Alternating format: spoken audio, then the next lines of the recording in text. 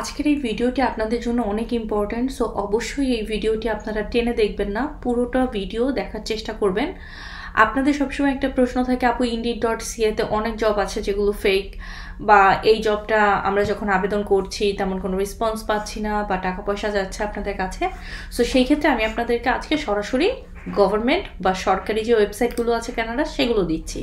So কানাডার government হচ্ছে normally আমরা যেভাবে কুইবেক নিয়ে আমি একটা এক্সাম্পল দিচ্ছি শর্ট করে আপনাদেরকে, সেটা হচ্ছে কুইবেককে যদি আমরা বলি তাহলে এখানে টোটালি একটা গভর্নমেন্টই নর্মালি প্রত্যেকটা কান্ট্রিতে, যেটা কিনা একদম টপে আছে, কিন্তু প্রত্যেকটা প্রভিন্সে কিন্তু একটা করে প্রভিন্সিয়াল গভর্নমেন্টও রয়েছে।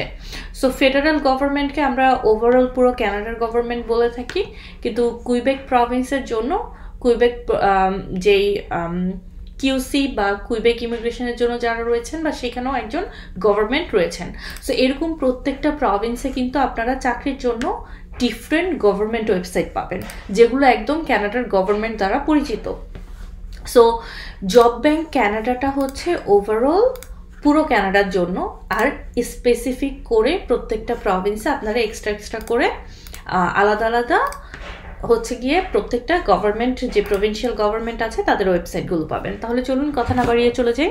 প্রথমত আপনাদের কয়েকটা জিনিস জানতে হবে, সেটা হচ্ছে ভিসা স্পন্সরশিপ বা এলএমআইএ চাকরি, বা অ্যাজ এ ফরেইনার বা অ্যাজ এ একজন বিদেশি হিসেবে আপনি কি করে আসবেন কানাডাতে আসার জন্য, বা একজন বিদেশি কর্মীর জন্য আপনাদেরকে যেটা করতে হবে সেটা হচ্ছে আপনাদেরকে ফার্স্টে হচ্ছে নিজেদের থেকে জবটা বা জবের অফার লেটার বা জবটা আবেদন করে জবটা ম্যানেজ করতে হবে। জব পাওয়ার পরে কোম্পানি আপনাদেরকে এলএমআইএ সার্টিফিকেট, জব অফার প্লাস এলএমআইএ সার্টিফিকেটটা প্রোভাইড করবে। এটা কোম্পানির রেসপন্সিবিলিটি, যে কোম্পানিতে আপনি জবটা পেয়েছেন।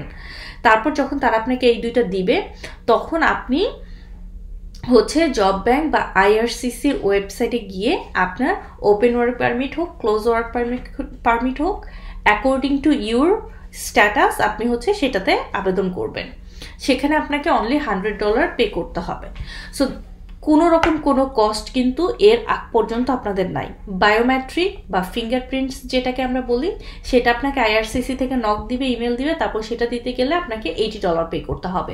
So this is the whole process, যেটার জন্য আপনার টাকা লাগবে। এখন অনেকেরই প্রশ্ন আছে যে আপনারা জাস্ট সিম্পল একটা ট্যুরিস্ট ভিসাও কিন্তু 10-15 লাখ টাকা খরচ করে নিচ্ছেন দালাল ধরে, কিন্তু এগুলোর কিন্তু কোনো প্রয়োজনই নেই। আপনি যদি একজন দক্ষ আর এলিজিবল পার্সন হন, এখন ধরেন অনেকেই আছেন আপনারা ব্যাংকের স্টেটমেন্ট ফেক করতেছেন, তারপরে হচ্ছে গিয়ে ইনভিটেশন ফেক নিতেছেন, ঠিক আছে, যেগুলো আপনাকে এজেন্সি প্রোভাইড করতেছে। সো এইগুলো কিন্তু খুবই বাজে একটা জিনিস, যেটার জন্য কিন্তু অগণিত মানুষ এখন কানাডায় আসা অফ করে দিচ্ছে আর হচ্ছে আপনাদেরকে ব্যান করে দিচ্ছে। সো এই জিনিসটা আপনাদের ডেফিনেটলি মাথায় রাখতে হবে যে আপনারা কি আসলে নিজেদের ফিউচারটাকে ব্রাইট করতে যাচ্ছেন নাকি নিজেদের ফিউচারটাকে বরবাদ করতে যাচ্ছেন। সো যেটা করবেন সেটা বুঝে শুনে ডিসিশন নিয়ে করবেন। তাহলে চলুন আমি এখন আপনাদের সাথে কথা বলি যে কিভাবে আপনি কানাডায় চাকরির অফারটা পাবেন। প্রথমত আপনাকে ক্যানাডিয়ান স্ট্যান্ডার্ড ফরম্যাটে একটা রিজিউমি বা সিভি তৈরি করতে হবে। তারপরে হচ্ছে আপনি কোন প্রোগ্রাম, মানে কোন জব টাইটেল আপনার, সেই জব টাইটেলটা বা প্রোগ্রামটা আপনাকে চুজ করতে হবে। এখন আপনারা অনেকেই আছেন অনার্স মাস্টার্স কমপ্লিট করা, তাদেরকে বলবো আইএলটিএসটা দিয়ে আপনারা পিএমপি প্রোগ্রামের আন্ডারে চেষ্টা করুন।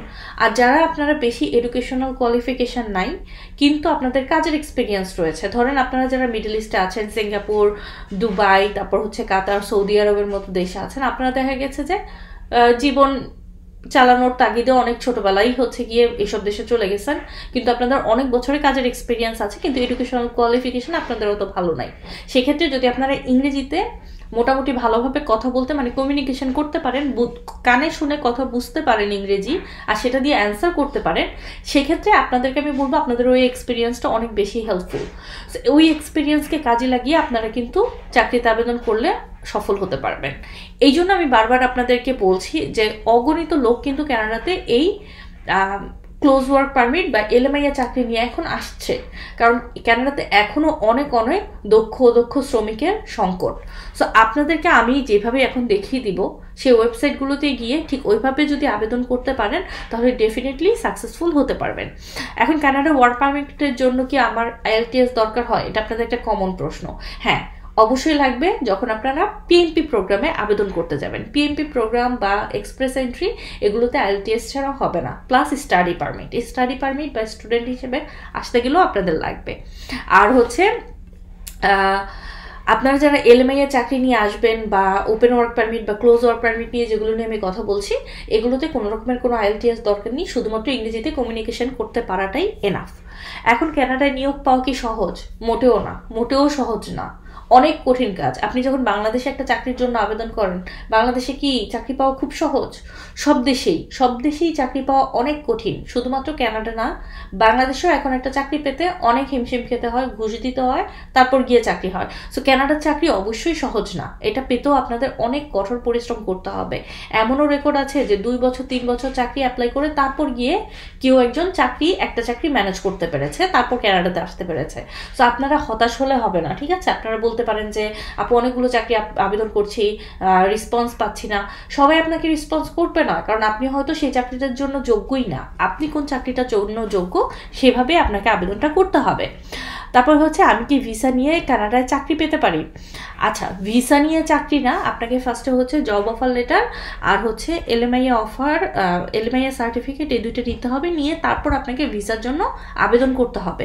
আপনাকে কিন্তু ভিসা কেউ দিতে পারবে না, ভিসা আপনাকে ওয়েবসাইটের থ্রুতে আইআরসিসিতে অ্যাপ্লাই করতে হবে। এখন যে এই দালালরা বা ভুয়া কিছু লোক টাকা হাতিয়ে নিচ্ছে, তারা কি করতেছে, একটা ভিসার স্যাম্পল বা স্ট্যাম্প পাঠিয়ে দিচ্ছে, বলতেছে আপনারা আমাকে পাসপোর্ট দেন, আমরা ভিসা আপনাকে দিব, ঠিক আছে, কুরিয়ার করব, মেল করবো। এগুলো পুরো ভুয়া, এগুলো কখনোই পসিবল না। আপনাদেরকে ভিএফএস এ গিয়ে পাসপোর্ট সাবমিট করতে হবে, তারপর সেই পাসপোর্টে ভিসা সিঙ্গাপুর থেকে হোক, যেখান থেকেই হোক, সেখান থেকে ভিসা অফিস থেকে লেগে তারপর আপনাদেরকে পাসপোর্ট কালেক্ট করতে বলবে। কেউ আপনাকে ভিসা পাঠাতে পারবে না, কারো এই সুযোগটা নাই, কেউ পারবে না। আচ্ছা, এখন চলুন কথা না বাড়িয়ে আপনাদেরকে আমি জব সাইটগুলো দেখিয়ে দিচ্ছি।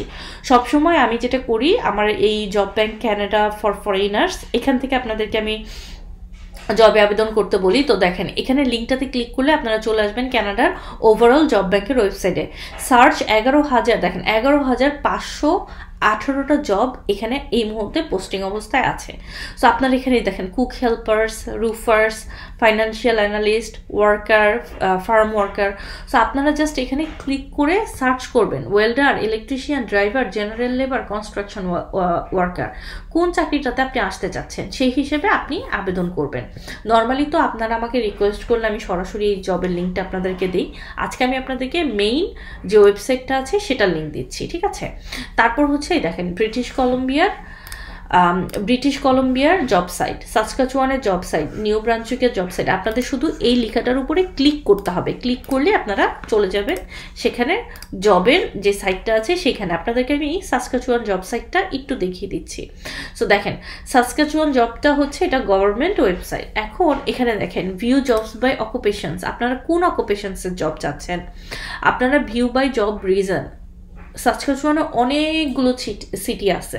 এখন ওই সিটির মধ্যে আপনারা কোন সিটিতে যেতে যাচ্ছেন সেই সিটিটাতে ক্লিক করলেও আপনারা অনেকগুলো জব পাবেন। দেখেন, স্টেভেনে আছে 527টা, মুজ জোয়ে আছে 759টা।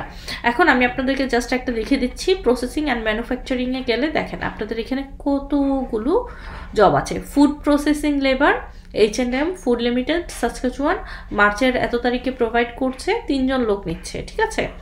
সো এই যে এই জবটা কিন্তু আপনারা আবেদন করতে পারবেন যারা আপনারা জেনারেল লেবার চাকরিতে আসতে যাচ্ছেন। তারপর দেখেন ফিশ প্রসেসিং প্ল্যান্ট ওয়ার্কার, এখানে নিচ্ছে টোটাল 4 জনকে। আপনাদের এখানে এনওসি কোড কিন্তু ওরা সাথে সাথে দিয়েও দিয়েছে। সো এইভাবে যদি আপনারা ট্রাই করেন, প্রত্যেকটা ওয়েবসাইটে কিন্তু সেম, ঠিক আছে? এরকম সহজভাবে আবেদন করতে পারবেন। আপনাদেরকে জাস্ট আমি এক্সাম্পলের জন্য এখানে 1-2টা ওয়েবসাইট দেখিয়ে দিলাম, ঠিক আছে? সো আশা করি আপনারা বুঝতে পেরেছেন কি করে আমি আপনাদেরকে জবটা আবেদন করতে বলছি। এই জবের মধ্যে গেলে একটা ইমেল অ্যাড্রেস পাবেন, সেই ইমেল অ্যাড্রেসেই আপনাদের প্রফেশনাল ইমেল লিখে রিজিউমিটা আর সিভিটা অ্যাটাচ করে সাবমিট করে দিবেন, দ্যাটস ইট।